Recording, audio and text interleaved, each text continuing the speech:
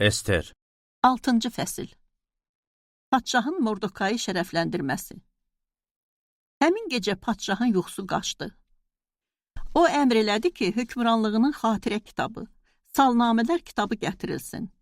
Bunlar padşahın hüzurunda oxundu. Orada belə bir yazı tapıldı. Saray darvazasının keşikçilərindən Biktana ilə Tereş adlı iki hərəm ağası padşah Axışviroşa sui-qəsd hazırlamışdı. Mordekay bunu padşaha xəbər vermişdi. Padşah dedi, buna görə Mordekaya hansı şərəf və mükafat verildi? Onun xidmətində duran nökərlər dedi, buna görə ona heç nə edilməyib. Padşah dedi, həyətdə kim var? Bu zaman Haman padşah sarayının bayır həyətinə girmişdi ki, padşahla danışıb Mordekayı düzəltdiyi dar ağacından astırsın. Padşahın nökərləri ona dedi, budur, Haman həyətdə dayanıb. Padşah dedi, gəlsin içəri. Haman içəri gələndə padşah ona dedi, padşahın şərəfləndirmək istədiyi adama nə edilməlidir? Haman da özlüyündə düşündü, məndən başqa kimi şərəfləndirmək istər ki? Bu halda Haman padşaha belə dedi, padşah kimi şərəfləndirmək istəyirsə, qoy belə edilsin.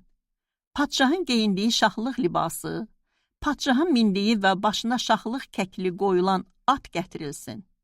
Həmin paltar və at padşahın ən yüksək rütbəli rəislərindən birinin əlinə verilsin ki, padşahın şərəfləndirmək istədiyi adamı geyindirərək ata mindirsinlər və şəhər meydanında gəzdirsinlər və qabağa düşüb belə car çəksinlər. Padşah istədiyi adamı bu cür şərəfləndirir.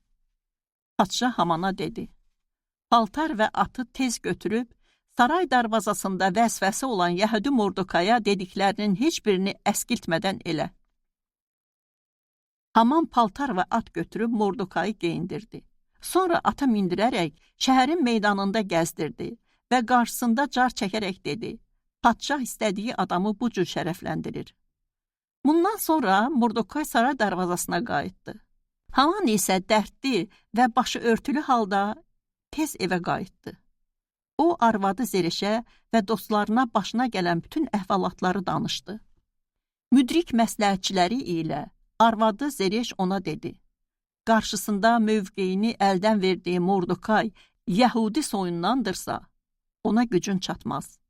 Mütləq qarşısında məhv olacaqsan. Elə onunla söhbət eləyirdilər ki, padşahın hərəmağaları Hamanı tələsik Esterin qurduğu ziyafətə apardı.